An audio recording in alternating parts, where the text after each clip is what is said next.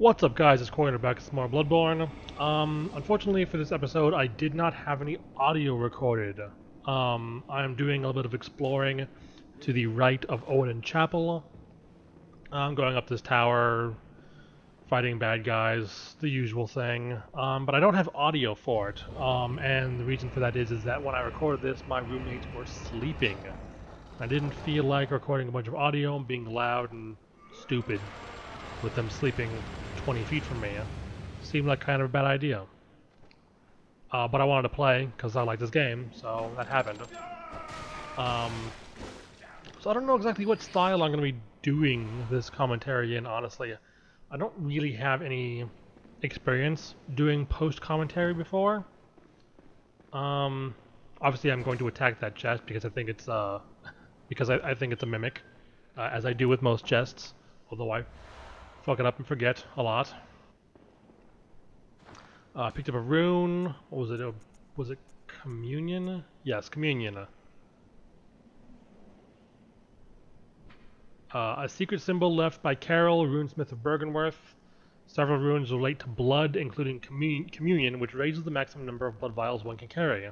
This rune represents the healing church and its ministers. Blood ministrations, of course, the pursuit of something. I fucked that up. I'm not gonna go back. It was good enough. You guys got a chance to read it. So yeah, this area kind of sucks, but there's a couple of things in this area that are useful that you should get that I miss. And I think I notice some of them. Doesn't necessarily mean that I get all of them in this video. And as of yet, I still haven't gotten all of them because there are a few things that I can't unlock at this point in the game. I felt like I was going to burp there. Didn't happen. I don't know why I'm telling you that. So yeah, this is basically like a tower, and you can go up it, and I believe it leads to the upper Cathedral Ward. But you have to have a key for that. The key I do not have. At least in this point of the game, I don't have it. Even in my own game, I don't have it quite yet, but I am getting very close. You get the key significantly later in the game. Like, it's actually really late in the game that you get the key. But I will try to show that off when I get the chance. So yeah, I mean, this area isn't, like, the enemies in this area aren't really all that bad. The biggest issue is just that enemies are hiding all over the place, and they're kind of assholes about it. And there's a fair number of items in here, one of which is incredibly important. At least for me, because it's the weapon that I'm probably going to use for the rest of the game. The only reason I say probably is because I have not finished my playthrough yet as of the recording of this video. So there is technically a chance that I will change weapon, although that seems unlikely, because this weapon is ridiculous. Most of you that have played the game by now know the weapon. It is Ludwig's Holy Sword, or Blade. I forget exactly the name.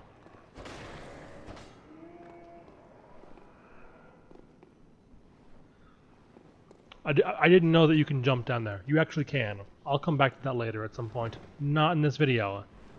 So that's nice. But you can jump down there, so don't fuck up like I did. So yeah, we're gonna go up the tower, and we're gonna end up running into a whole bunch more enemies. Well, not a whole bunch. There are some. They all suck. But for the most part, this tower isn't actually all that bad. Although I don't remember if I die here or not. I have literally no idea.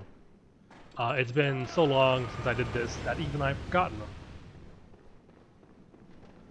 But the big thing that we're here for, the reason I came here specifically, was for that sword.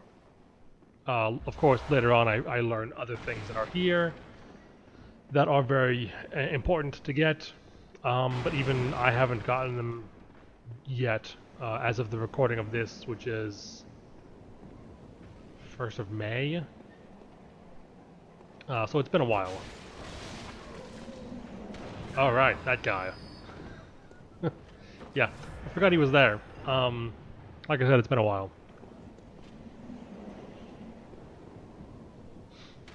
Hopefully you guys don't mind, I'm just sitting here drinking a pop, talking over this video as it's playing. Since I'm not playing this, I can kind of just chill out. It's kind of nice, actually. But it's a very different experience. Because normally, when I'm doing this, I'm also distracted, which makes it more difficult, but it also gives me some more genuine reactions. Like, I'm not going to be reacting to stuff if I'm not surprised to it, surprised by it, I mean. So yeah, I do die. Bad things happen. Often in Bloodborne, actually. Alright guys, and we're back. At this point, load times were still a big problem, so I had to edit that one out. Because they are long as fuck. But we're gonna head back up there and try and take out that big guy with the brick, because he is a real asshole. That area isn't really all that bad, but the big issue there is just that that guy's pretty big, and there is not much space there. So you have a real chance of either getting hit and killed, or dodging off of the ledge and falling to your death. Which I don't remember if that happens to me, but it might. And that guy's clearly got my souls. I don't know how he got them, because I died up on the second floor.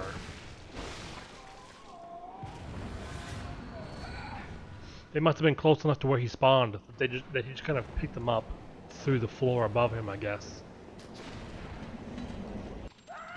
Alright, so I skipped ahead a little bit there, just to the second floor, just because this area, like, there's no reason to show all of that all over again. And that first floor can take a while, because there's like 4 or 5 guys down there, and they aren't tough, per se, but at this point in the game I don't do very much damage, and I've got to be cautious around them, because there are so many. This guy with the machine gun, huge asshole, by the way.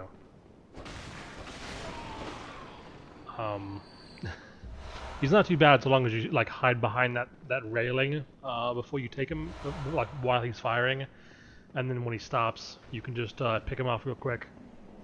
And luckily this time, this guy came into the room, so I should be able to take him out pretty easily, assuming I don't fuck up a parry like that.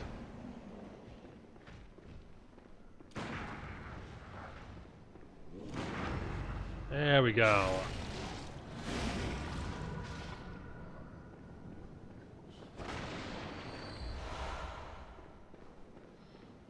So now, there's only those 2 guys out here with guns, I believe? Yes.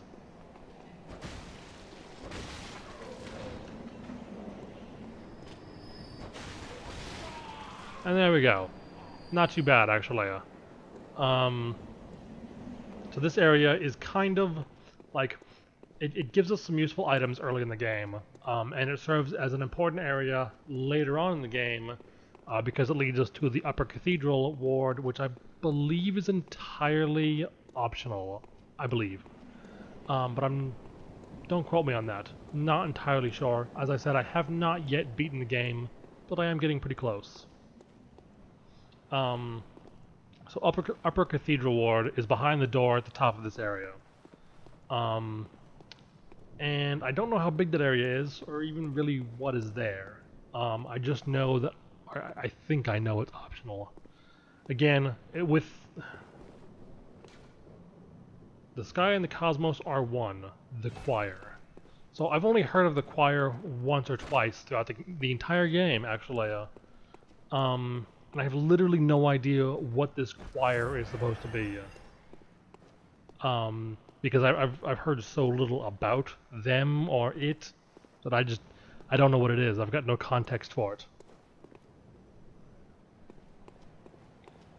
So yeah, like I wish I knew more about the lore of this game, because like there's definitely some interesting stuff going on, but with the way that these games structure, like the way they structure their storytelling, without spending a ton of time like watching videos on YouTube or reading forums, it's damn near impossible to figure any of it out.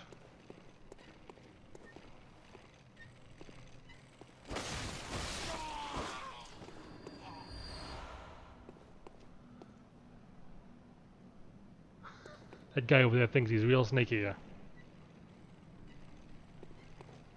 Oh. Flamethrower guy.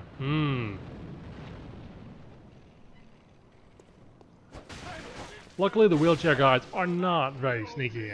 Their wheelchairs creak a little bit, which is a pretty dead giveaway.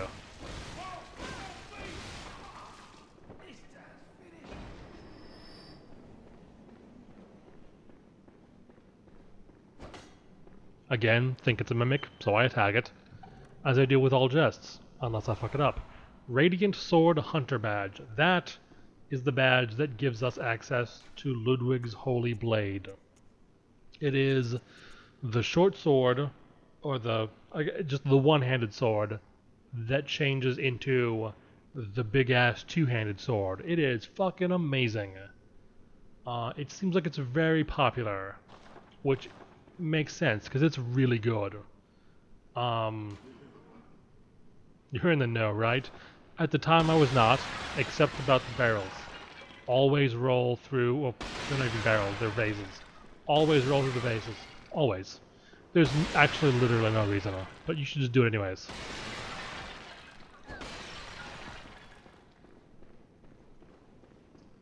So at the time when I came here, I did not know what was behind this door. Obviously it's locked. That is the door to the upper Cathedral Ward. I have to get the key for it. I believe you get it in Yahar'gul. I think that's how you pronounce that. I have, again, no idea. It's a fucking crazy name.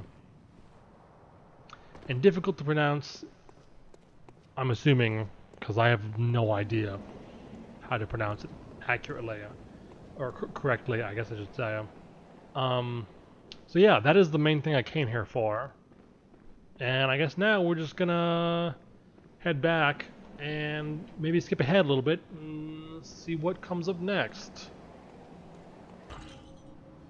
Alright guys, I skipped ahead just a little bit. We're gonna take out this guy, and I believe after this, we're going to take a trip down the stairs. At this point in the game, I don't think I've been down there. And I need to figure out what's going on, because like I'm just looking for items. I assume that going up the stairs, obviously at this point I know, but I'm pretty sure my thinking at the time was that going up the stairs would probably lead to the next main area, which obviously it does. I'm just getting my ass destroyed by that axe. Holy shit, that was really pathetic.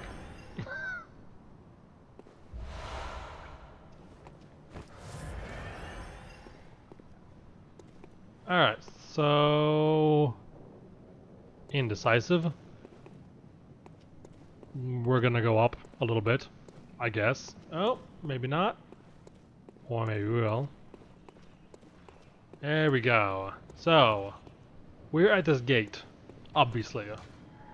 Special emblem, open the gate. Now, I saw something interesting about this gate. Apparently I was wrong about going down, so just don't hold me to that. Anyway, that gate, I believe it's that gate anyways. You can, I think it's that one, where if you have enough insight, you can see a bunch of messengers around the lever that opens that gate. They will open the gate if you have enough insight, or have enough, have the badge. But you can't see them unless you've got a lot of insight. I don't know how much that is exactly. The only video I saw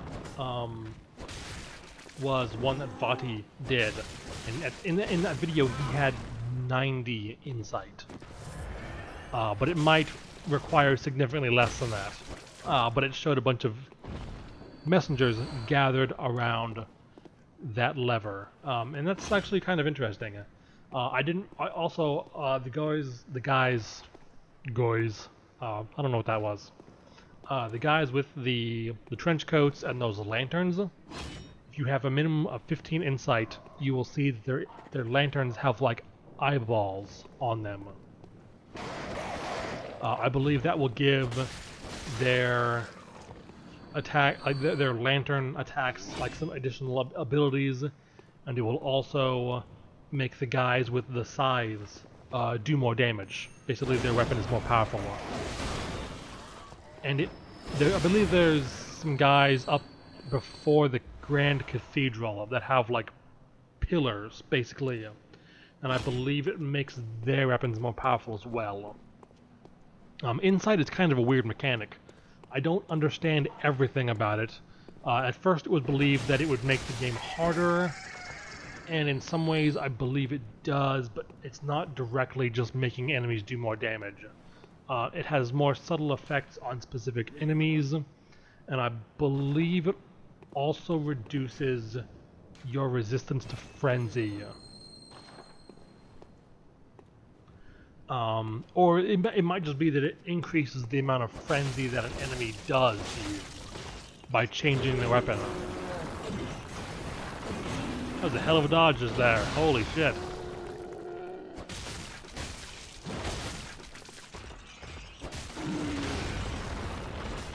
So yeah, these guys aren't really all that bad. I got my ass handed to me by that guy with the axe earlier. Even though he didn't actually kill me, he just hit me like every single swing. But they're not too bad if you stay behind them, especially if you stay behind their left leg. That seems to be basically their blind spot. They can't hit you there nearly as easily because most of them hold a weapon in their right hand. Or maybe I got that backwards.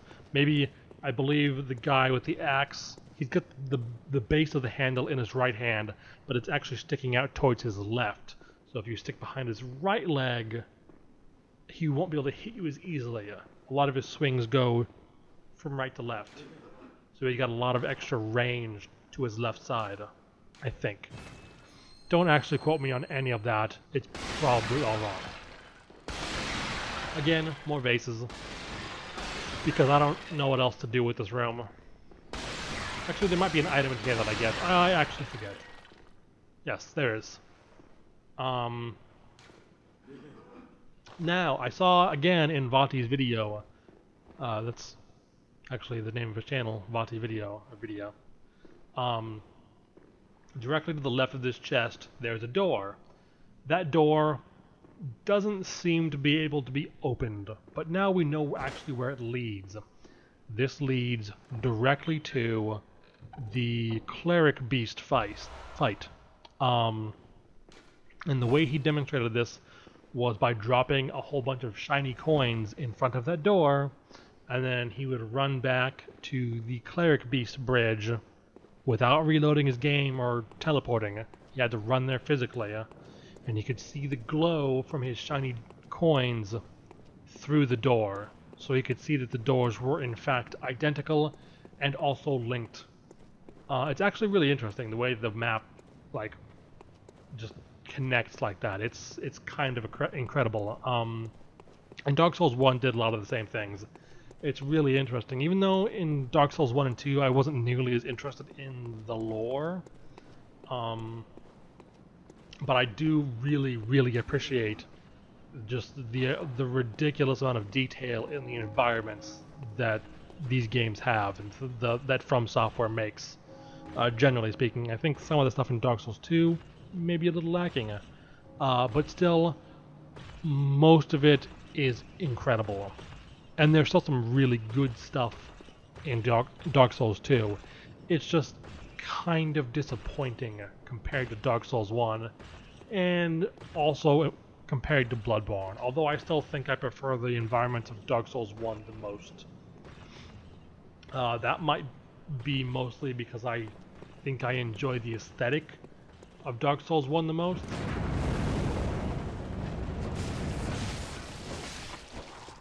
There's a lot of cool stuff in Dark Souls 2. Some cool armor, cool weapons, but just like the look of the area in Dark Souls 1 is just my favorite of any of the games in the series, including Demon Souls and Bloodborne, because I'm just going to include them all together. There's no reason not to, I guess. So this area right here, this circular area with those two big guys in there, I don't believe I go in there right now. That area, we can sort of go around through this back little alley after I just get mauled by that crow. And there's definitely some stuff back there that I missed. As I've been playing through the game ahead of these episodes, I have noticed that there is a lot of stuff that I've missed, which is unfortunate. But I guess I'll do it my next playthrough. I've always got another chance. But there's a couple of different people you can pick up down here and have them go to the chapel, because you can send people there. I don't think I've actually done that in this point of the game. But there's two down here, I think. And one of them is Ariana, I think. She is a whore. Like, literally. This actually might be her. But I'd take it over the stench of blood and beasts any day. What is it then? I'm off during hunts, so if that's what you're here for, I'll leave you to your own devices. If that doesn't do it, come back in the morning, darling.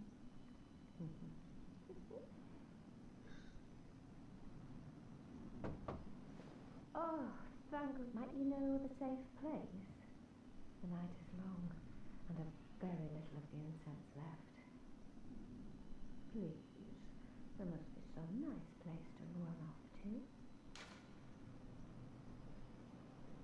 Oh, thank you, darling. Maybe I'll see you there.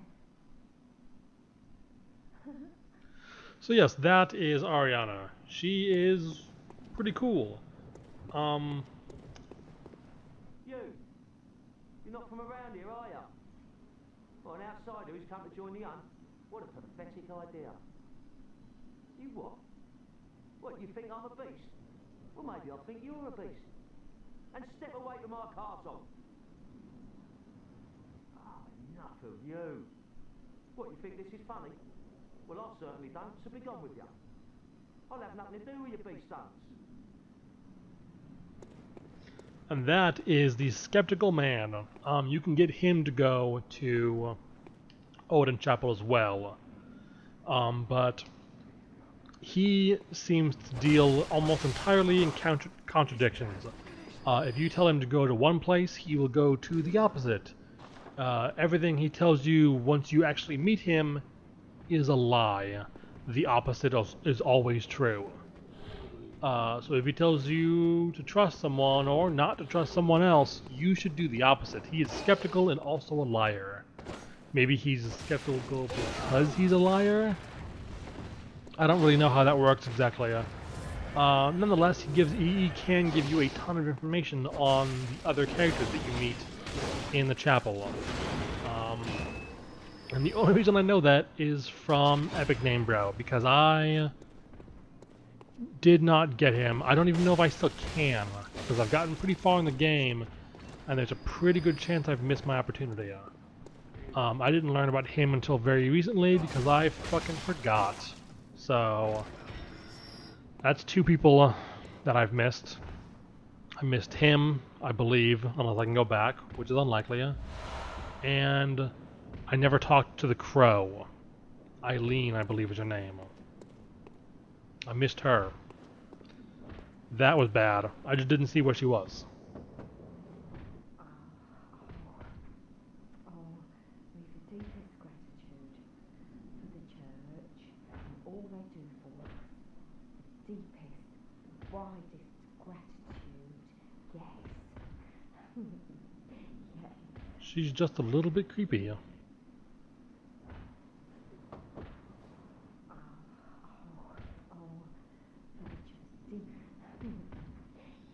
I don't think you can actually do anything with her. I don't think she'll go anywhere. I think she's just there, unless there's something that I missed. I don't really know. And again, we've got more guys with guns. They're all Just assholes.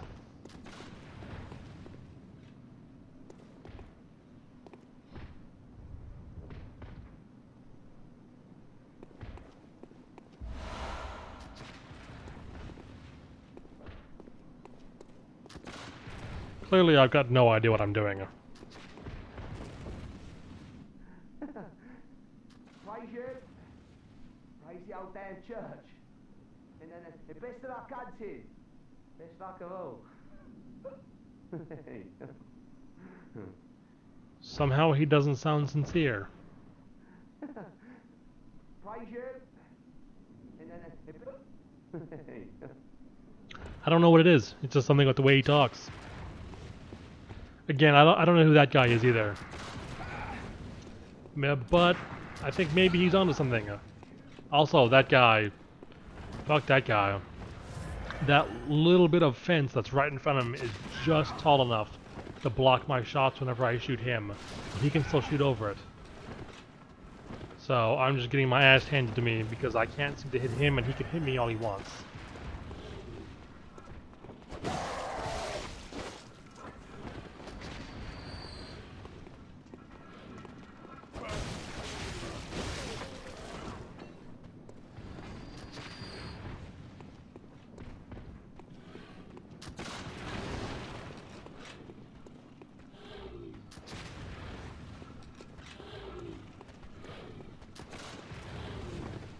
That was very close. I'm surprised he missed, honestly. A lot of the times in these games, projectiles tend to kind of home in on you a little bit. Not very subtly, even. They're just kind of unfair like that. I guess I don't necessarily want to say unfair, but I think it's to compensate for just like slow-moving projectiles, basically. And you can see them coming, so you can still dodge. But yeah, it's rough, man. But I finally got that guy. He's a huge asshole. Eventually, I will get up there, but that's gonna be like 20 hours from now or something. It's a pretty long time before you actually get up there.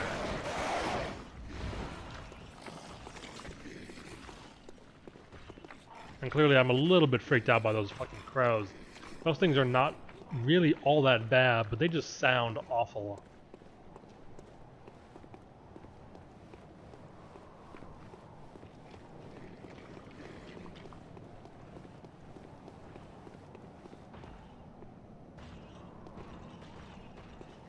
I am literally coated in blood.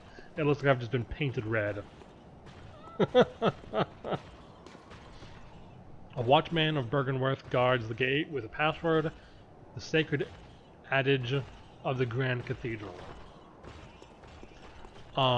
That password will become very important later on. It gates access to the later portions of the game. After we get past the Grand Cathedral, I won't say what's in there. A lot of you will already know. But yeah, that password is very important. And I guess I don't know who is guarding the gate, even though I've gotten past it in my playthrough. I clearly spoke to someone through a door, but I never actually see them. And I don't know if that's something that you ever do see. It might be something that remains a mystery, or it could just be something I'm overthinking. I don't really know.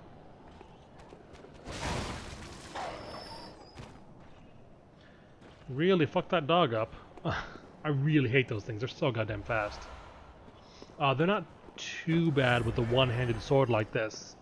But using the Kirk hammer in its transformed state, or Ludwig's Holy Blade in its transformed state, it's really tough because those weapons are really slow when they're in their two-handed form. So now we're on the other side of that big circular thing by the guy with the flamethrower. So all the way around there, just to get through that, seems like it kind of wasn't worth it.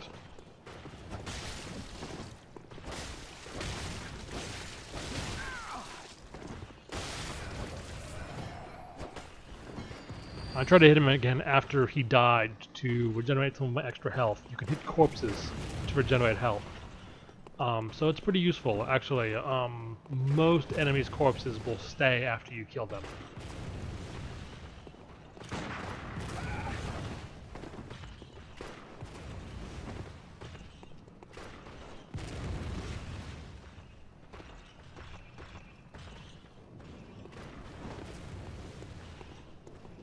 Clearly I don't know which to deal with first.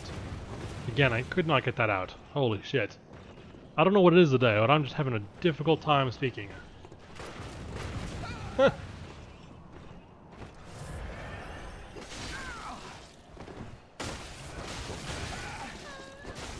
Man, I am really bad today, aren't I? Holy shit.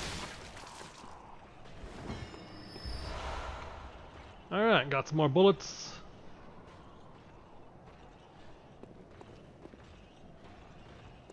And again, kind of lost in thought. Don't really know what to do, which way to go. I've got so many different options, and I don't know which way to take. There's a whole bunch of items in there, and eventually an area that will lead deeper into the game. But that's gonna wait until much later, actually. Over here, there's that lever directly in front of me. That opens up the gate at the top of the stairs. If you go out the main gate, the front middle gate of Odin Chapel, there's like a cart on your right side, and one of these guys behind it, and then you go up a bunch of stairs, and there's two guys to the top and a closed gate. This right here is the opposite side of that closed gate, and that lever opens that gate.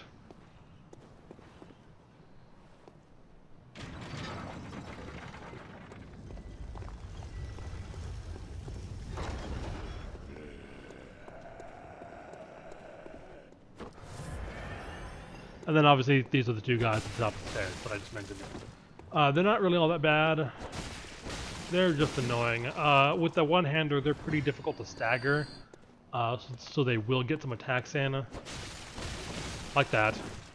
And those canes they've got actually have pretty long range. But those guys are pretty big, so I guess it kind of makes sense. They'd have fairly large weapons as well. And then this road right here just leads us all the way back down to Odin Chapel. That item up there, I believe you can get to that. There was that tower that I climbed up earlier.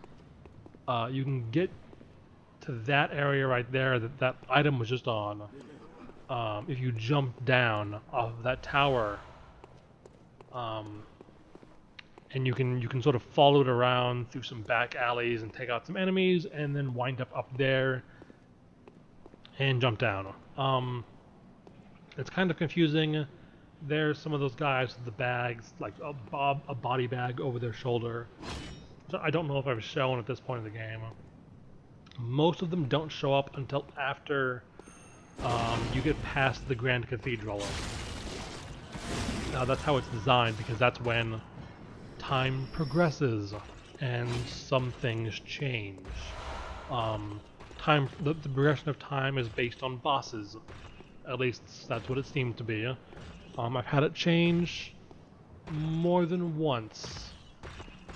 And I don't know how many changes there will be in total. It might just be 2, but I don't really know. Oh, sorry about that. I had yawned. For whatever reason, I'm feeling very tired now. Even though it's pretty early in the day, actually. At least for me, it is. So yeah, if you stick behind that leg, that right leg on these guys, they're pretty easy to deal with.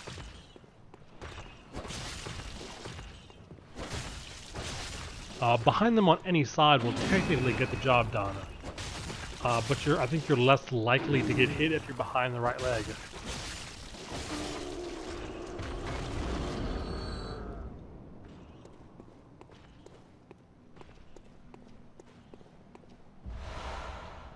Can always use more blood vials. I've actually run into quite a few problems of running out of those. I've had to go back and farm quite a few times. And more recently, I've been doing a lot of chalice dungeons. And that's actually been working out really well for me. In terms of getting some souls. Not really enough to do anything significant with yet. I don't think I even leveled up from it, and I've done 5 or 6 chalice dungeons.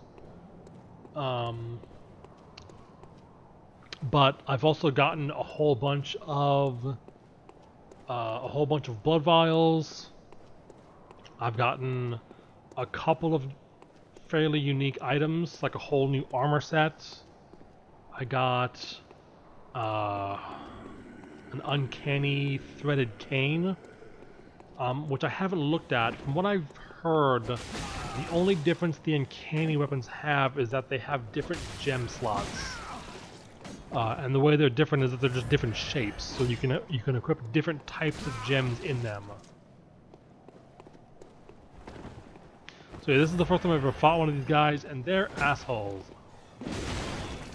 They're not actually all that difficult. I just don't know any of their moves, because I haven't fought any enemies that have similar weapons to them yet. These do respawn every time I come back here, or every time I like teleport or die. Which is a problem, because that really sucks. But they do eventually go away. And I don't remember what exactly triggers it.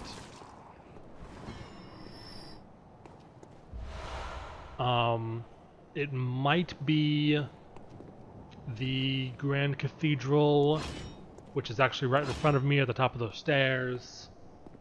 Or it could be a couple of different things. There's been a whole bunch of stuff that I've done since this, and I know they disappeared at some point, but I wasn't really keeping an eye on this area, so I don't know when exactly that changed. But yeah, it very well could have been the Grand Cathedral that did it. There's some shit that goes on in there. It's kind of rough. But important for the story, important for the progression of the game. As far as I'm aware, it is mandatory that you do it. And it's not really all that bad once you figure it out. This area over here, I don't know it at the time. It is optional. And I don't actually need to be over here at this time. But there's a couple of enemies over here that I probably should show off anyways, just for the sake of trying to be as complete as possible.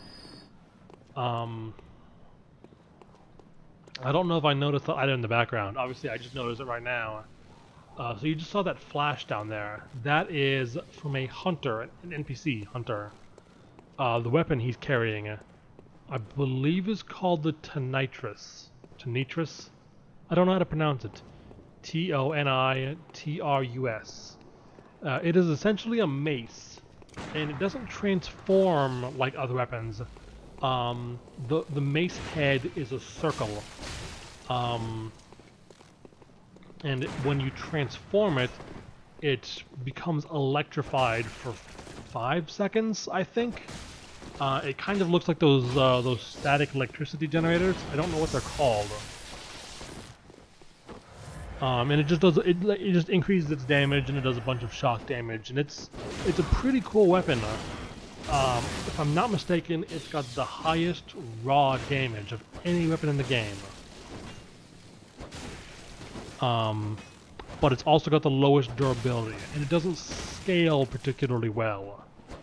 So it'll break fairly quickly, and later on in the game, once you've got a whole bunch of stats and your other weapons are scaling really well, this one will not. So its damage will eventually probably fall behind. And he dropped a whole bunch of bolt paper for us, which is fairly useful. Most of the time I found that fire paper is more effective. but I haven't actually used bolt paper all that much, so I don't know if it's just the enemies that I've been using it against or have been fairly strong versus electricity, or if it just isn't as good, doesn't do as much damage. I don't know. It might have some other effect that I'm not thinking of, or it could just be that more enemies are weak to fire. That seems to be possible because if I'm not mistaken, I think beast-type monsters, generally speaking, are more weak to fire, and there's a lot of them. So the gun that this guy is using is one that I'm currently equipped in my own playthrough. It comes with that royal sword badge that I just got. There's the Ludwig's Holy Blade, and there's a rifle. Don't ask me how it's a rifle, because it clearly looks like a shotgun. At least when it fires, it looks like a shotgun. The design could be kind of either or. It's a big gun with a fairly long barrel. Looks kind of generically like either one. So he's got that rifle and the rifle spear. And this guy really sucks. This fight's gonna go on for a while, so... and it doesn't go anywhere.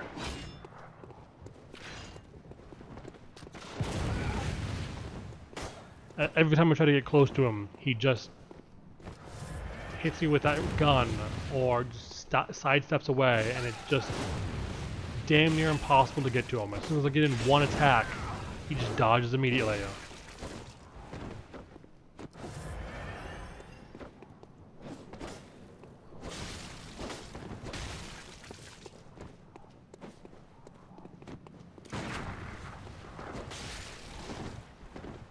Also, I don't know how that last one wasn't a parry.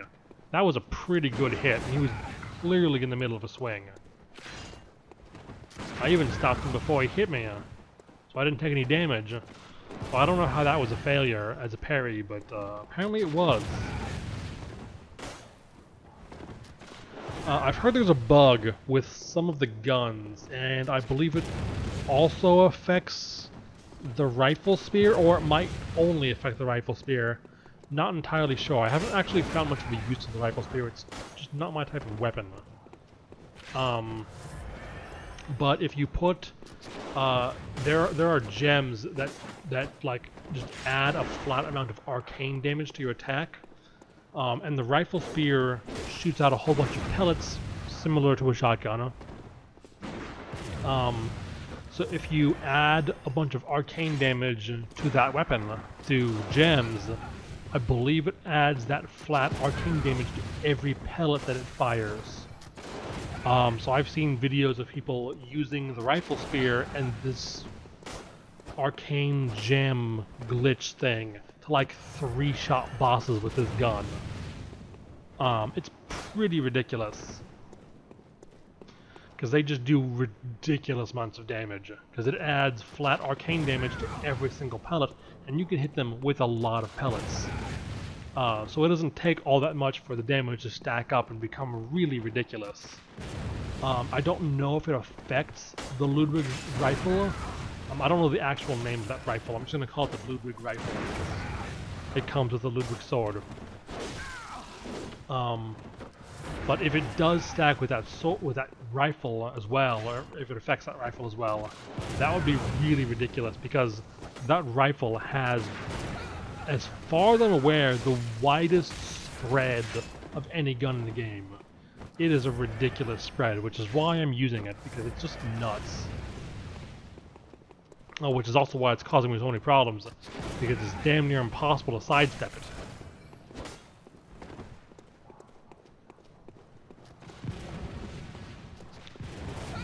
So I believe around this point, I'm seeing that I'm not really getting anywhere. Like, he's not killing me, I'm not really killing him, although I am doing a fair amount of damage to him.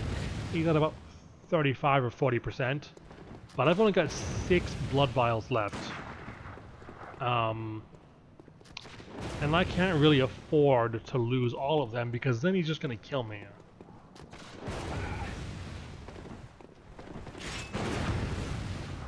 Luckily there he didn't actually get the vicious attack in on me, otherwise he would have just killed me. There we go, we've finally given up. That guy is really rough right now, as you guys saw, and that might also just be me being bad, as I tend to do sometimes, or maybe a lot of the time. But that guy is a pushover later on in the game. When I come back here again much later on, I just decimate that guy. He is not a problem. He goes down in 2 or 3 swings of my sword, and that's it. At that point, I'm using the two-handed mode of the Ludwig sword. I just have to be careful here. I don't know what's going to happen when I open the door, so I equipped those bold hunter marks to make sure I can get out in case I needed to. Luckily, nothing happens when you open them, and I'm too much of a chicken shit to actually go in. But I'm thinking about it. These types of games just really get to me. I typically don't play horror games. The only exceptions to that have been I played Resident Evil 4. And I didn't think it was really all that scary, but it used horror in a way that I think is fairly similar to Dark Souls and Bloodborne. It used horror to create tension and just make it a really tense action game, and I'm really into that. I don't want to be. I don't want a bunch of jump scares. I don't want to be just like shitting myself and crying because I'm too big of a chicken shit to actually take it. I want a very tense game, and these games nail that really well. And Resident Evil 4 did a really good job of that. I played through Resident Evil 5. That game was not nearly as good. It was disappointing, actually. I wish Resident Evil was so good. I don't know what I'm talking about.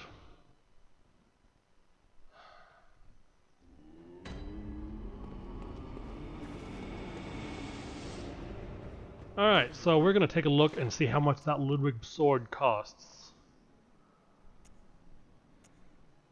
Ludwig Holy Blade, 20,000 souls. I'm actually pretty close to that. Obviously I buy it eventually. I don't know if I buy it here or not. It's been a while, actually. Looks like I'm trying to. See if I can use some of these to get the souls I need. Well, that'll do it.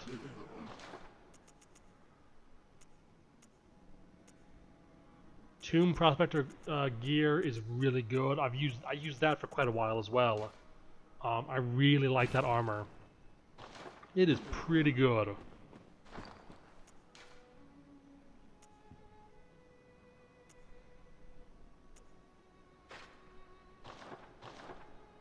So obviously by default, since I have not upgraded the Ludwig Holy Blade, it is weaker than the Kirkhammer, but I do definitely prefer the moveset.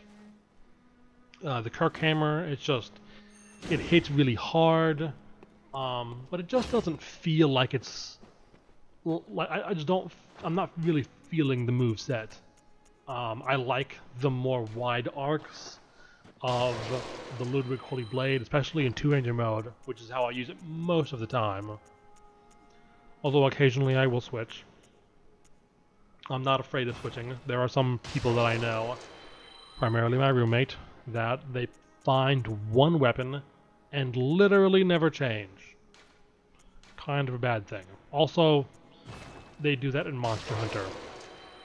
And they only do it with long swords. So they are literally Hitler, basically, is what I'm saying. Man. But anyway, I think that's about it for this episode. I do have enough for the rifle. Ludwig's rifle is what it's called, apparently. Typically used by healing church hunters. It is said that this rifle is employed by Ludwig The first hunter of the church, its long heavy barrel makes up in range what it lacks in reload speed. Ludwig's rifle exhibits several departures from the workshop's design, suggesting that the church anticipated much larger inhuman beasts. So yeah, it was meant for fighting beasts. It was used by Ludwig himself, the first hunter of the healing church. It's a pretty cool gun. I like it quite a lot, but it doesn't really feel like a rifle. It feels like a shotgun, because that spray is ridiculous. That's why I like it, but it's just not a rifle. So anyway guys, I guess that's it. Thanks for watching, and I will be back with a more traditional episode as soon as possible.